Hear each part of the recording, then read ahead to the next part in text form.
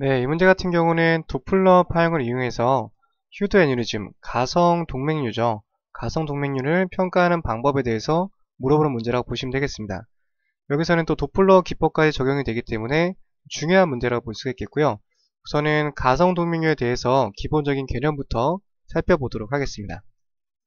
우선 보시면 영상에서 보시는 것처럼 원래는 혈관이 이런 식으로 주행을 하게 되는데 이쪽에 리케이지가 생긴 부분을 따라서 이런 식으로 동맥류를 형성한 것을 가성 동맥류라고 보시면 되겠습니다. 그래서 가운데 바디 쪽에서는 소용돌이 치는 그런 혈류들이 관찰되고요. 좀 이쪽이 좁아진 쪽을 넥 쪽이다라고 보시면 되겠습니다. 그래서 칼라 도플러 상에서는 빨간색과 파란색이 마치 뒤섞인 듯한 영상들이 만들어지게 되고요. 그 다음에 도플러 스펙트럼을 띄워보면 이런 식으로 영상이 만들어지게 되는데 이것을 2M 프로 플로우라고 합니다. 왔다 갔다 하는 특징적인 어떤 스펙트럼이 만들어지기 때문에 이러한 스펙트럼이 관찰이 된다는 것은 가성 낭종을 표현하기에 적합한 그런 또 단서라고 보시면 되겠습니다. 전반적인 내용 다시 한번 정리해 보도록 할게요.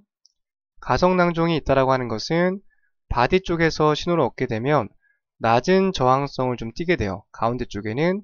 그리고 이 표현 자체가 소용돌이라는 뜻입니다. 소용돌이. 그래서 이런 표현 나오게 되면 또 가성 동맥류와 연관이 있다라고 또 기억을 좀 해두시면 되겠고요. 그리고 목적과 이건 줄기란 뜻인데 좁아진 구역에서는 높은 저항성을 나타낼 수가 있답니다. 그리고 바이페이직한 웨이브폼도 관찰이 된다라고 보시면 되겠고요. 여기 있는 문제를 통해서 전반적인 내용 정리하시면 되겠고요. 도플러 파형까지 잘 기억을 해두시면 되겠습니다.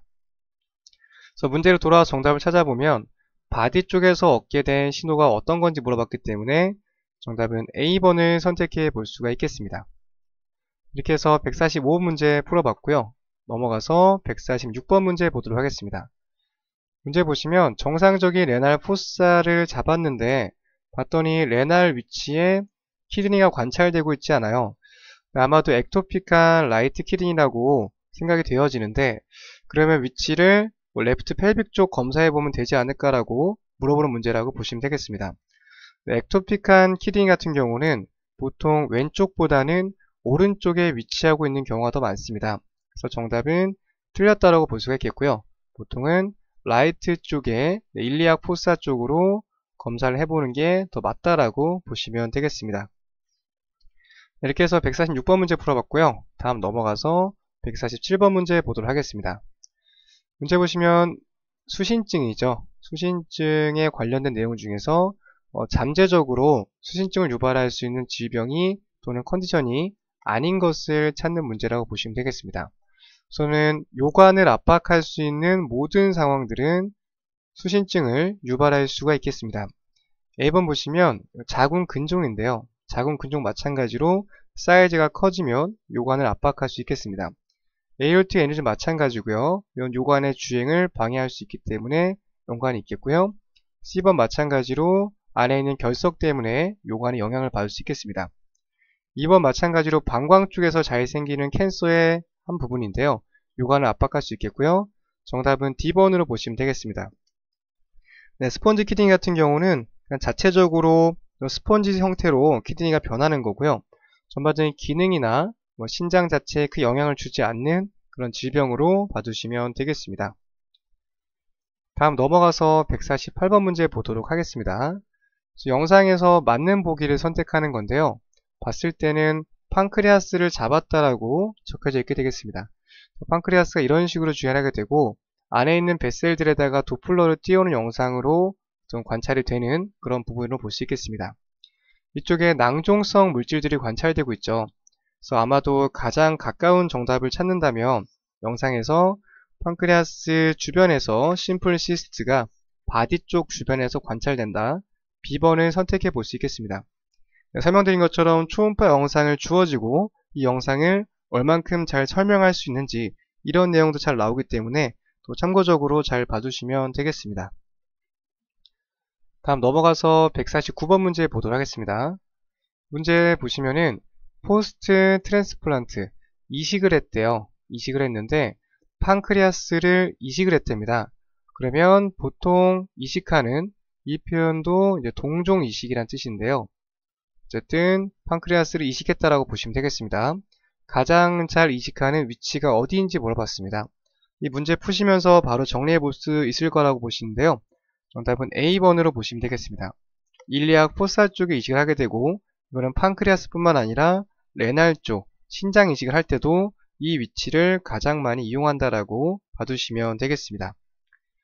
그래서 149번 문제까지 풀어봤고요. 넘어가서 150번 문제 보도록 하겠습니다. 또 문제가 길기 때문에 천천히 한번 보도록 할게요. 6개월마다 팔로우업을 하고 있대요. 리버 마찬가지로 이번에는 간 이식을 했다라고 히스토리가 나와 있습니다.